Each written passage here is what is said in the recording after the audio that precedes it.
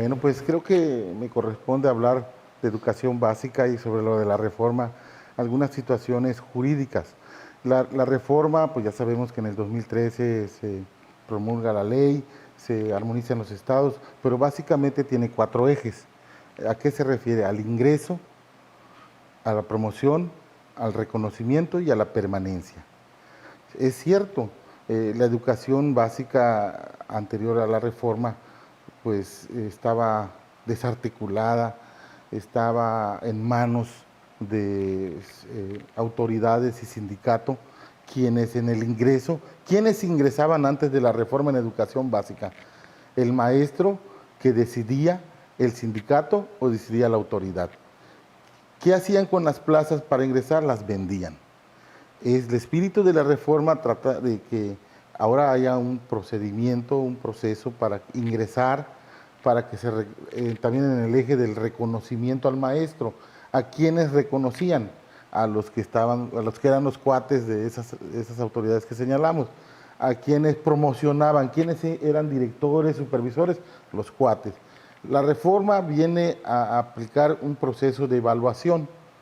En esa evaluación pues van a ingresar supuestamente los mejores, van a promocionar los mejores, pero al aplicarla empieza a violentar. Por eso dicen que no es una reforma educativa, sino una reforma laboral, porque empieza a ver las condiciones de trabajo de los maestros y las leyes laborales no han cambiado. Quiero explicar esto. La reforma deriva del artículo 3, la reforma educativa deriva del artículo 3, que es equiparada a materia administrativa. No existe jurídicamente la materia educativa. Jurídicamente se equipara a una materia administrativa.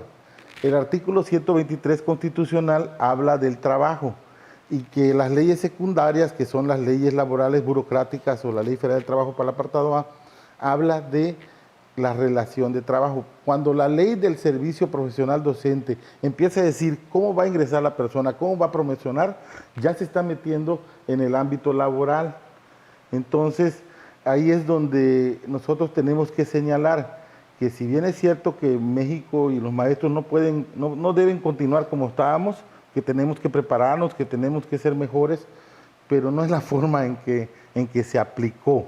Y acuérdense bien cuando el primer secretario de Educación decía, el que reprueba se va, el que no se... O sea, un hostigamiento hacia el maestro que creó inconformidad.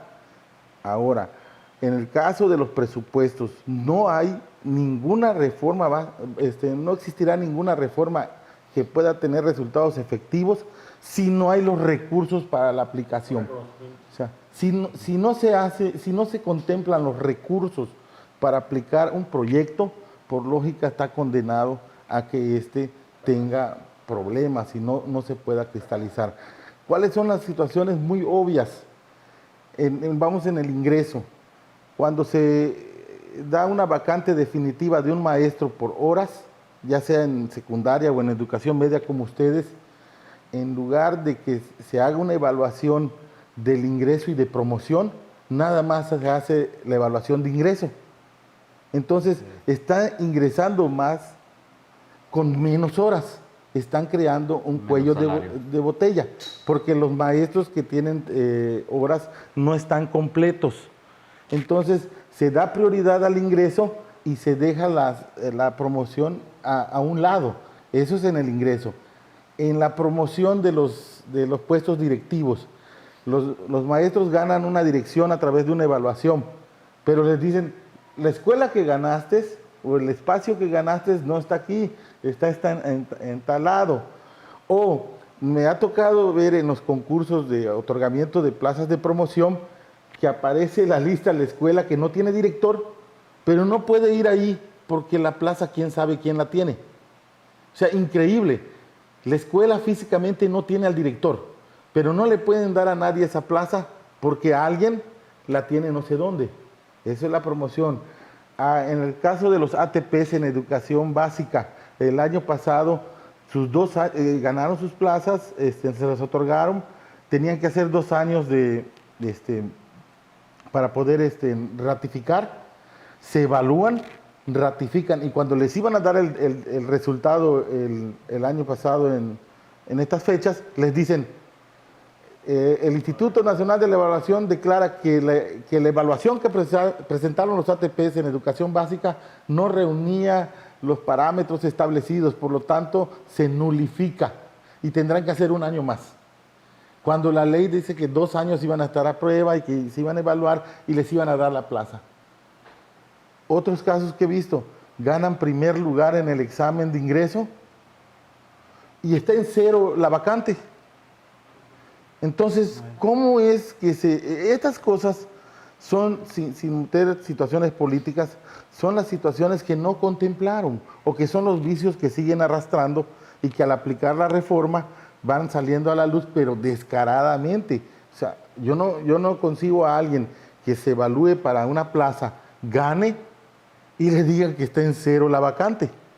Entonces, estas situaciones no se deben permitir. Y también hay caminos legales, como yo decía. Si la reforma es materia administrativa, existen recursos, pero se está metiendo en materia laboral y también existen recursos. Lo que pasa es que no estamos acostumbrados a demandar por la tardanza de la justicia en México, ¿no?